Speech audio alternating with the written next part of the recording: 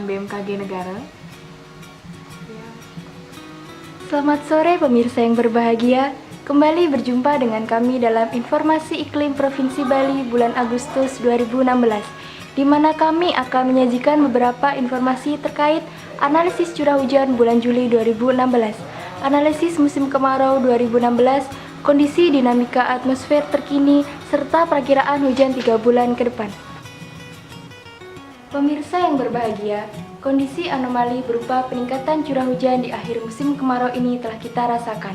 Mengenai seberapa besar peningkatan curah hujan yang terjadi, berikut kami sampaikan informasi analisis curah hujan bulan Juli 2016 Provinsi Bali. Analisis curah hujan bulan Juli tahun 2016.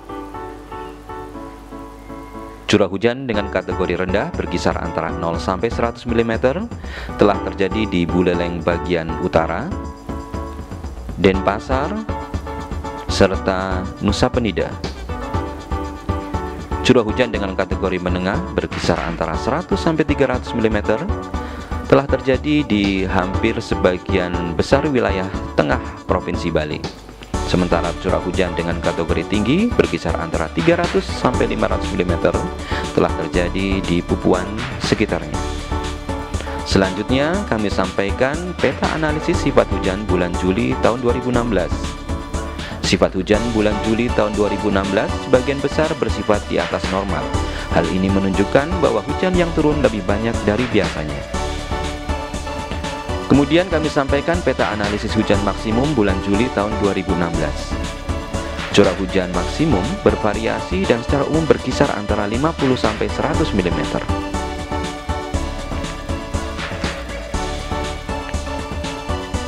Hujan maksimum tertinggi dalam satu hari adalah 171 mm telah terjadi di Tejakula.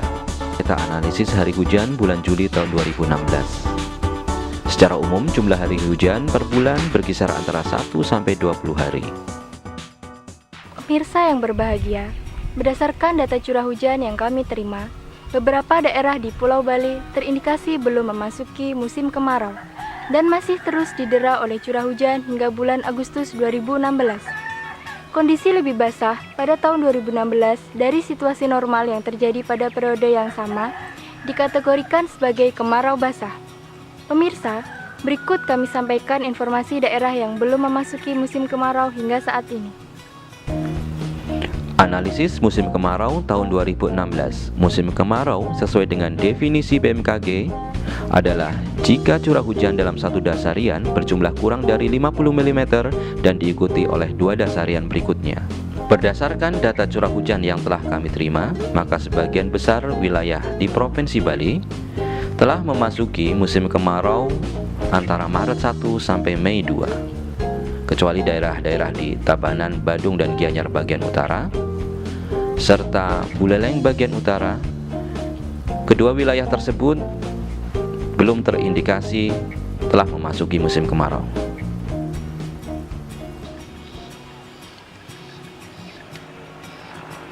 Pemirsa yang berbahagia, sebagai pengetahuan dapat kami jelaskan bahwa kemarau basah atau sering dikenal pula sebagai wet spell yang terjadi pada tahun ini adalah lebih disebabkan oleh lemahnya angin timuran yang bertiup dari Australia serta kondisi permukaan laut di perairan Indonesia yang lebih hangat dibanding normalnya, di mana hal ini berdampak terhadap kondisi musim kemarau tahun ini yang lebih cenderung basah sebagai akibat adanya peningkatan curah hujan sepanjang musim kemarau ini.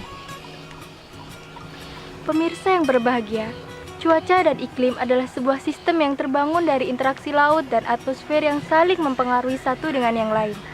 Sehingga untuk mengetahui cuaca maupun iklim ke depan, sangat diperlukan pemantauan kondisi laut serta kondisi dinamika atmosfer yang terjadi.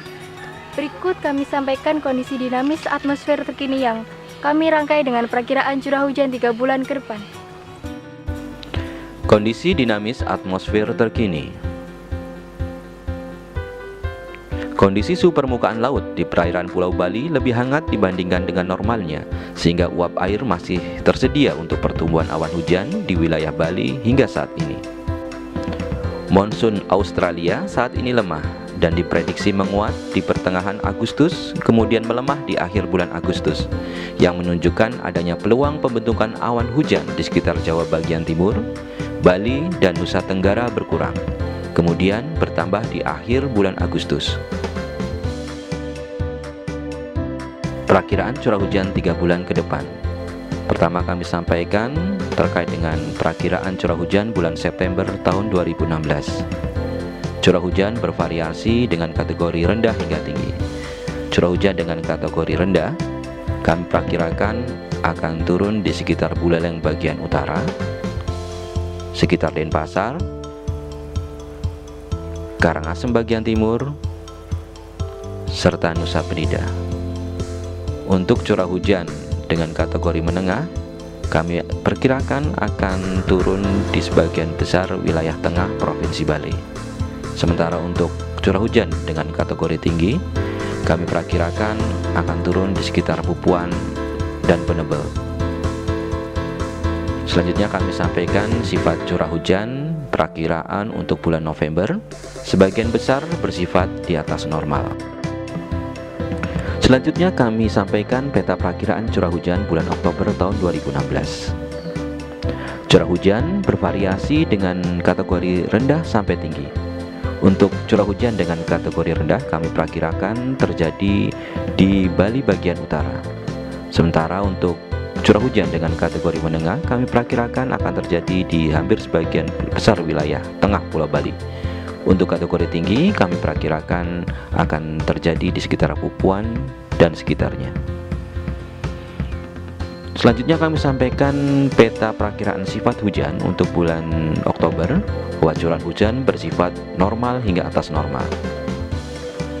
Peta perakiraan curah hujan bulan November tahun 2016 kami sampaikan bahwa curah hujan bervariasi dengan kategori rendah sampai tinggi. Sementara untuk sifat hujannya kami sampaikan bahwasanya perakiraan sifat hujan bersifat normal hingga atas normal. Pemirsa yang berbahagia, peningkatan curah hujan pada akhir musim kemarau berdampak positif terhadap peningkatan ketersediaan air di lahan pertanian, meningkatnya potensi ketersediaan air waduk, serta kenaikan suhu permukaan laut pada saat periode La Nina berkolerasi dengan meningkatnya jumlah ikan tuna. Namun perlu diwaspadai pula, banyaknya tutupan awan dan hujan berdampak pada potensi dinamika gelombang laut yang mengganggu kegiatan nelayan. Kondisi basah juga sering memicu aktifnya organisme pengganggu tanaman atau OPT dan nyamuk demam berdarah. Pemirsa yang berbahagia, demikian informasi iklim yang dapat kami sampaikan. Semoga dapat bermanfaat dan sampai jumpa pada kesempatan berikutnya. Sekian dan terima kasih.